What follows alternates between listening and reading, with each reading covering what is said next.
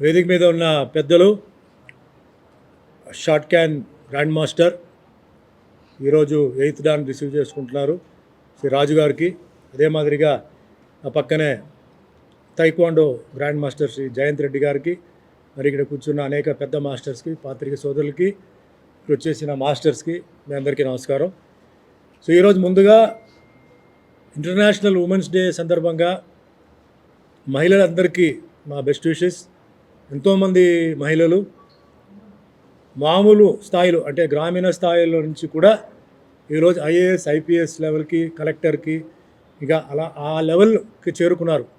So చాలా సంతోషం. ఎందుకంటే ఇప్పుడు మహిళలు ఏమాత్రం తక్కువ లేదు, పురుషుల్లాగానే వాళ్ళు చదువులో పదవిలో ముందుకు వస్తున్నారు.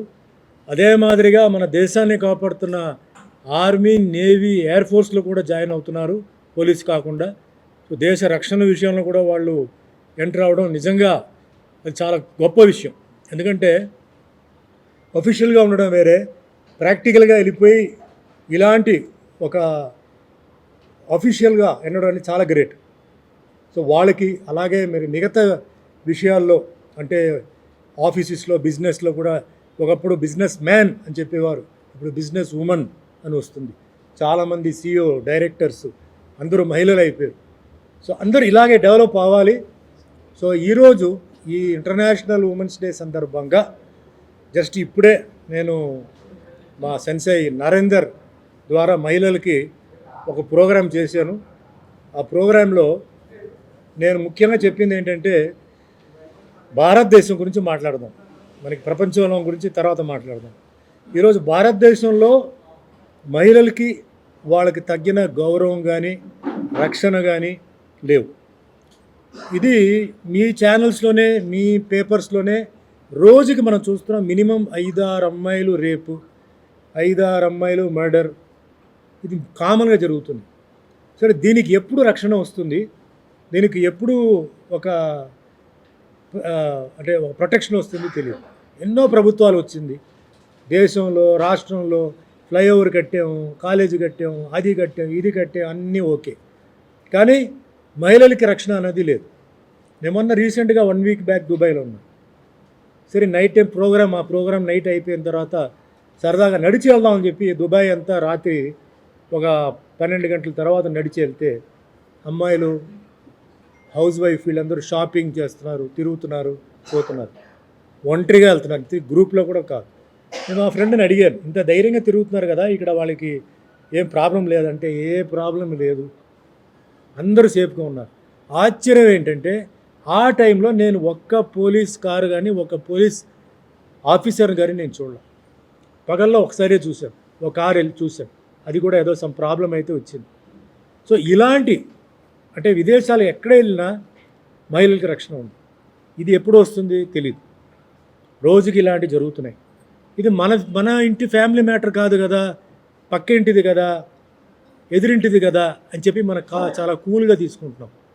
అదే చాలా తప్పు. రేపు అది మీ ఇంట్లోనే జరగవచ్చు.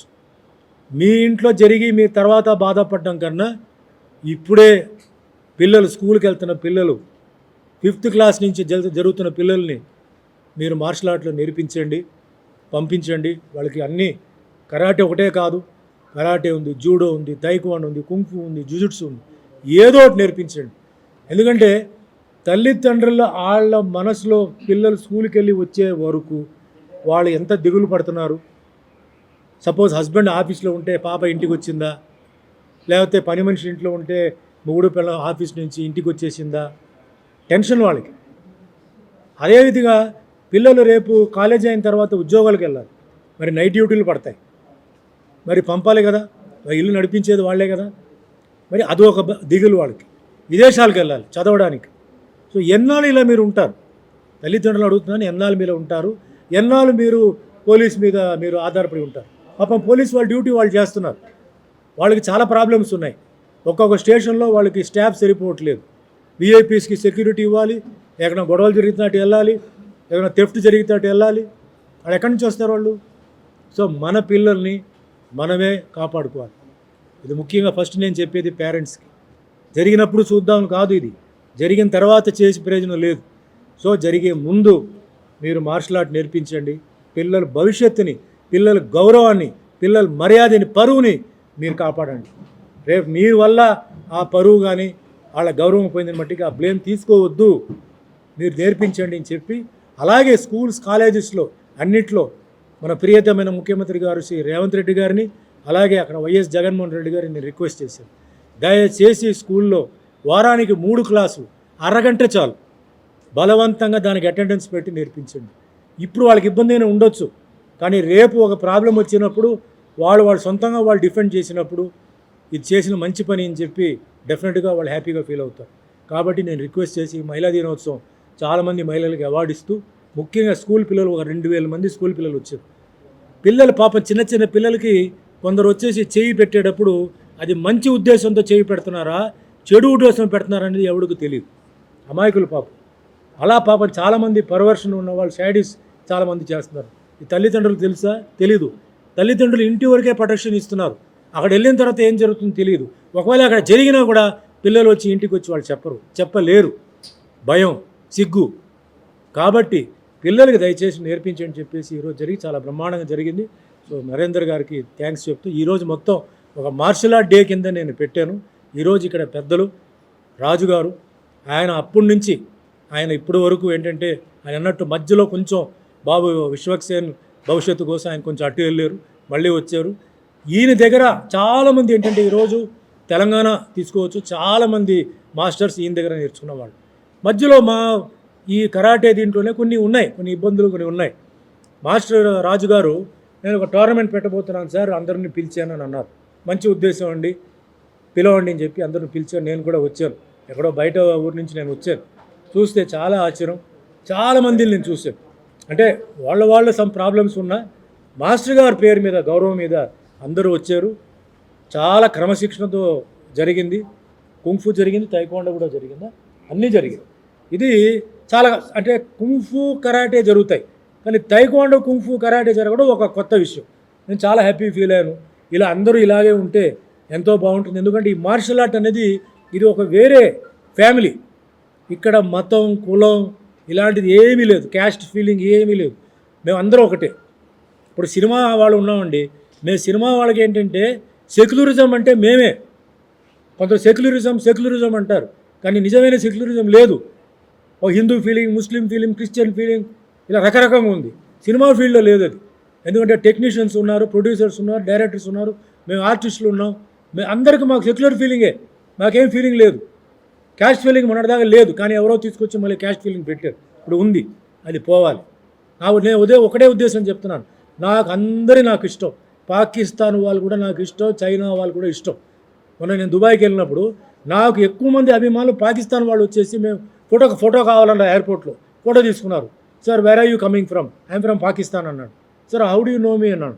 Sir we're seeing all your movies, all are coming dub down, we love your movies అని చెప్పి పేర్లు చెప్తున్నాడు. అంత అభిమానం వాళ్ళకు ఉన్నప్పుడు మనం ఎందుకండి వాళ్ళ మీద వ్యతిరేకంగా ఉండాలి? ఉన్నారు కొందరు, ఎవరైతే ఈ దేశ విరోధిలో ఉన్నారో వాళ్ళకి ఎట్లా పాఠాలు నేర్పించాలో వాళ్ళకి అట్లా నేర్పించాలి. చైనా వాడైనా సరే, పాకిస్తాన్ అయినా సరే. లేని వాడికి ఎందుకు? భారతదేశంలో అందరూ మంచివాళ్ళ, చెడ్డవాళ్ళు లేరా? భారతదేశంలో తింటూ భారతదేశం మీదే రాళ్ళు విసిరే వాళ్ళు ఉన్నారు. అలాంటి వాళ్ళని మనం వదులుకోకూడదు. మన అందరూ బాగుండాలి, అప్పుడే ప్రపంచం ముందుకెళ్తుంది. గుర్తుపెట్టుకోండి, ఈరోజు ఇండియా చుట్టూ, మ్యాప్ చుట్టూ ఇజ్రాయెల్, ఉక్రెయిన్ అన్ని చోట్లలో గొడవలు జరుగుతున్నాయి. రేపు భవిష్యత్తులో భారతదేశానికి ఏమవుతుందో తెలియదు, జరగకూడదు. జరిగే ముందు మన అందరూ తయారుగా ఉండాలి. మిలిటరీ ఉంది, పోలీసు ఉంది, వాళ్ళు ఉన్నారు, వీళ్ళు ఉన్నారు. కాదు, ఎవరూ కాపాడొద్దు. మీరు మీ ఫ్యామిలీని కాపాడండి, మీరు మీ తల్లిదండ్రులను కాపాడండి, మీ భార్యను కాపాడండి, మీ పిల్లల్ని కాపాడండి. తర్వాత రాష్ట్రం, దేశం చూసుకుందాం. అందుకు మనందరూ రెడీ అవ్వాలి. మనం ఫిట్గా ఉండాలి, మెంటల్ ఫిట్గా ఉండాలి, ఫిజికల్ ఫిట్గా ఉండాలి. మన దేశం, మనం ఇక్కడ ఉంటున్నాం, బ్రతుకుతున్నాం, ఇది మన ఊరిది, ఆ ఫీలింగ్ రావాలి. చాలామంది మనం భారతదేశంలో ఉంటూ, ఎందుకు ఇక్కడ రాష్ట్రంలో ఉంటూ రాష్ట్రం గురించి చెడు చెప్పడం, రాష్ట్రం గురించి బ్యాడ్ చేయడం, బయటికి వెళ్తే తెలుస్తుంది వాళ్ళకి. ఒక్కొక్కరు ఎట్లా వాళ్ళ దేశాన్ని వాళ్ళు ప్రేమిస్తున్నారు, అభిమానిస్తున్నారు, వాళ్ళ జాతిని కానీ వాళ్ళది ఎట్లా, ఆ విధంగా మనకు రావాలి. సో నేను చెప్పేది ఏంటంటే, నాకు తెలిసిన వరకు సినిమా ఫీల్డ్, నెక్స్ట్ స్పోర్ట్స్, కొంచెం సెక్యులరిజం, దాని తర్వాత మా కరాటేలో మేము మ్యాక్సిమం ఏంటంటే అలాంటి వాటికి మేము చోటు ఇవ్వం. అప్పర్ క్యాస్ట్, లోవర్ క్యాస్ట్, కాపు, కమ్మ, రెడ్డి అవన్నీ ఏమీ లేదు. హిందూ, ముస్లిం, క్రిస్టియన్ అందరం ఒకటి కలిసి ఉంటాం మేము. We're proving what is secularism. We're proving. Political parties చెప్పడం కాదు, వీఆర్ ప్రూవింగ్ వీఆర్ సెక్యులర్. ఇంతమంది ఉన్నారు నాకు, ఎంతోమంది, నేను ఒక్కడనే కొడుకు. కానీ నాకు ఈరోజు నాకు సంతోషం ఏంటంటే అన్న, తమ్ముళ్ళు, అక్క, చెల్లులు నాకు ఇక్కడ ఫ్యామిలీ లాగా నాకు ఉన్నారు. సో వాళ్ళ కోసం నేను ప్రాణమైన ఇస్తాను చెప్పాను. ఈరోజు కూడా చెప్తున్నాను, ఏ కరాటే ప్రోగ్రామ్కి వెళ్ళినా ఒక్క నయా పైసా కూడా నేను తీసుకోవట్లేదు. కావాలంటే ఎవరైనా కావాలంటే అడగండి. Only up and down. ఎందుకంటే నా ఏ ఊరు ఎంత దూరం తెలియదు. కారు, ట్రైను, ఫ్లైటో అక్కడ ఉండడానికి నాకు ప్లేస్. ఎందుకంటే 1970 అంటే చిన్నప్పుడు 11 ఇయర్స్ నుంచి నేర్చుకున్నాను. చాలా అంటే సీనియర్ 75 వచ్చిన తర్వాత నేను కూడా మాస్టర్ అయ్యాను. నేను కూడా క్లాసులు తీశాను. ఒక కరాటే మాస్టర్ అంటే ఎంత కష్టం ఉంది, దాని మీద ఆధారపడే వాళ్ళకి, వేరే ఏది కాకుండా దాని మీద ఆధారపడే వాళ్ళకి ఎంత కష్టం ఉంది నాకు తెలుసు. దాని తర్వాత నేను యాక్టర్ అయ్యాను. ఎలా అయ్యాను? కరాటే వల్ల అయ్యాను. అందుకే కరాటే అంటే నాకు అంత గౌరవం, మర్యాద, నా దేవుడు. ఏమీ తెలియదు. సుమన్ యాక్టరే కాదు. Suman doesn't know acting, only విగ్రహం, పర్సనాలిటీ, కరాటే. కరాటేని చూసి తమిళ్ ఫీల్డ్లో నా 1977లో నన్ను ఒక ప్రొడ్యూసర్ రామన్న ఆఫర్ ఇచ్చి ఓన్లీ ఫైట్స్, నా first film swimming pool, only 7 fights కోసం ఆడింది సినిమా. కరాటే ఫైట్ వచ్చింది, ఎవడో అతను కరాటే అంటే బ్రూస్లీ అక్కడ ఎంటర్ ది డ్రాగన్ రిలీజ్ అయిన తర్వాత చేశారని చెప్పి అక్కడి నుంచి నాకు లైఫ్ స్టార్ట్ అయింది. దాని తర్వాత నేను యాక్టింగ్ నేర్చుకొని, డాన్స్ నేర్చుకొని, కింద మీద పడి ఈరోజు ఉన్నాను. ఇంకో ముఖ్యమైన విషయం అండి, ఈ కరాటే వల్ల ఏంటంటే మానసిక ధైర్యం. ఎందుకంటే మేము కుమితే అంటాం. ఈ కుమితేలో స్పారింగ్ చేసినప్పుడు 3 నిమిషాల్లో ఈరోజు నేను కింద పడిపోవచ్చు, రేపు ఇంకొకరు కింద పడతాను, అంటే నా ఒపోనెంట్. ఇట్లా కింద మీద కింద కింద మీద పడి ఈరోజు జీవితంలో ఎన్నోసార్లు నేను కింద మీద పడినా నాలో ఏ మార్పు లేదు. ఎన్ని ఇబ్బందులు, ఎన్ని ఇన్సల్ట్, ఎన్ని ఛాలెంజెస్, ఎన్ని క్యారెక్టర్ అసాసినేషను, ఎన్ని వర్స్ట్ అవమానాలు జరిగినా తట్టుకొని ఈరోజు నా పేరు నేను నిలబడ్డానంటే నా అభిమానులు, ఆ దేవుడు, మా తల్లిదండ్రుల ఆశీర్వాదంతో కరాటే వల్ల నేను ఈరోజు నేను నిలబడగలిగాను. ఈ విషయం నేను ప్రతి ఒక్కరికి, ఇప్పుడున్న యూత్కి, ఎందుకంటే ఏమాత్రం చిన్న వస్తే డిప్రెషన్, డ్రగ్స్, డ్రింక్స్లు పోతున్నారు. ఏంటి స్ట్రెస్ మీకు? నేను పడిన స్ట్రెస్సా? మీ స్ట్రెస్ ఏంటి? ఎంత స్ట్రెస్ పడినా అందరికీ తెలుసు.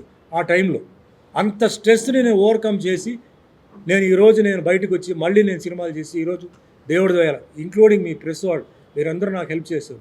I'm touching 800 films in 10 languages, 100 films in Telugu as a hero. నేను గర్వంగా చెప్తాను. ఎందుకంటే నాకు భగవంతుడు శక్తి ఇచ్చాడు, ఎనర్జీ, ఇప్పుడు వరకు నా ఎనర్జీ ఇచ్చాడు. నా ఆరోగ్యానికి ఏ ఇబ్బంది పెట్టలా. చిన్న వచ్చింది కానీ నాకు ఇప్పుడు వరకు ఏమి ఇవ్వలే. కరాటే ఎక్సర్సైజు, ఆ విజన్, నాకు కొంచెం బుద్ధిజం, కర్మ సిద్ధాంతం, మా మాస్టర్ మాకు బుద్ధిజం నేర్పించారు.